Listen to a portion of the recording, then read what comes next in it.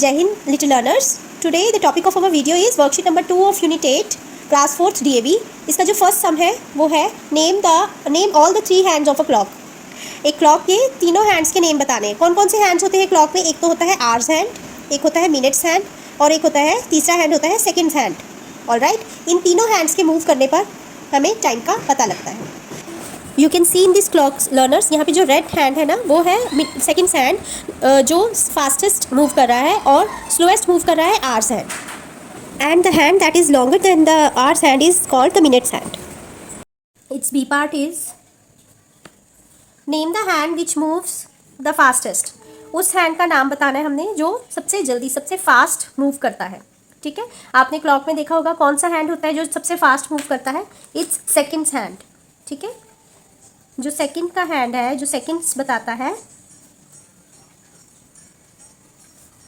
वो सबसे fast move करता है.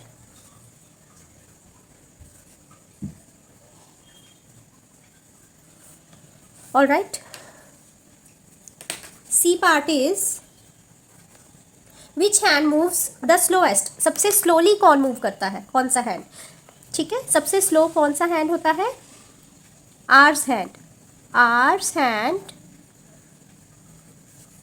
moves the slowest. All right. D part is what is the smallest unit of time.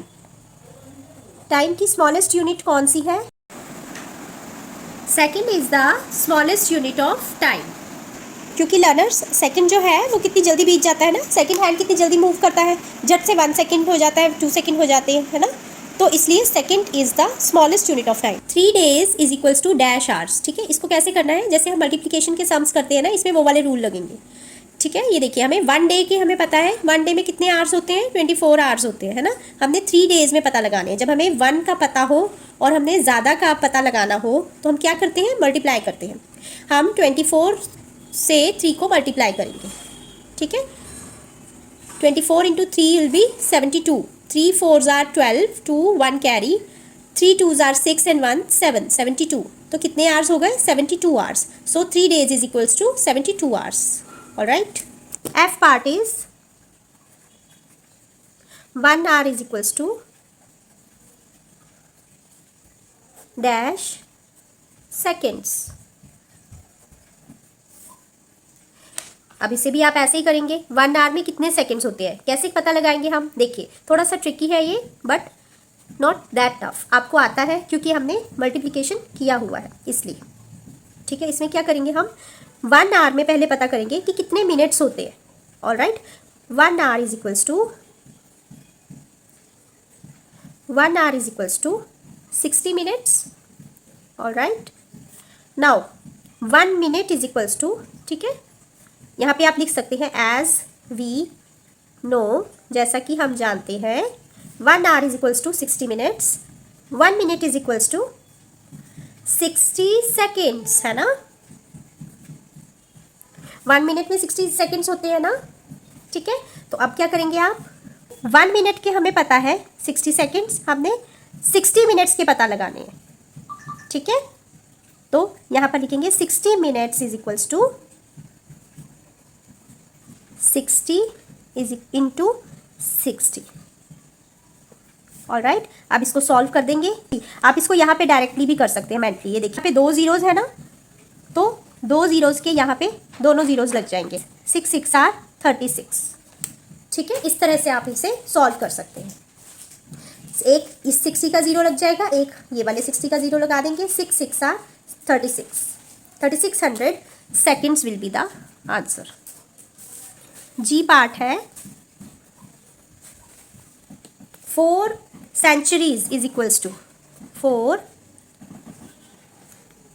centuries is equals to dash years. देखिए, मैंने आपको बताया था ना, यहाँ पे आ जाएगा 3600 सेकेंड्स. ठीक है, मैंने आपको बताया था ना कि 1 century is equals to 1 century में कितने ईयर्स होते हैं? 100 ईयर्स, है ना. 100 ईयर्स को जिन्होंने पॉइंट्स टू रिमेंबर वाली वीडियो देखी है तो उन्हें अच्छे से याद होगा कि 1 सेंचुरी में होते हैं 100 years.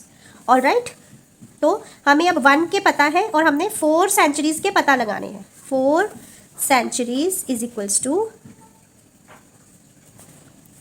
100 into 4, that is 400 is the answer. 400 years is the answer. All right. इसके बाद है H part. H part है 2 decades.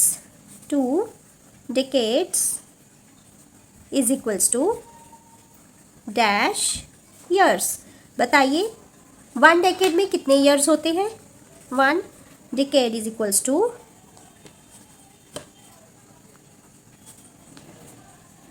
10 years. All right. So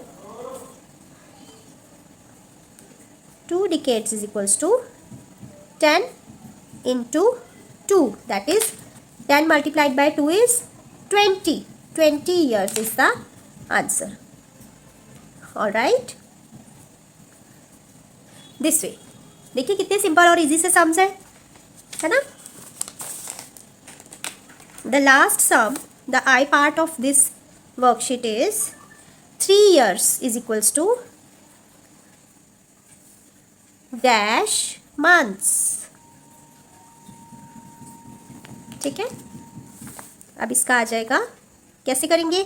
1 year का हमें पता है. 1 year is equals to 12 months, है ना. और 3 इयर्स का हमने पता लगाना है. 3 years is equals to 12 into 3. All right. 12 3s are 36.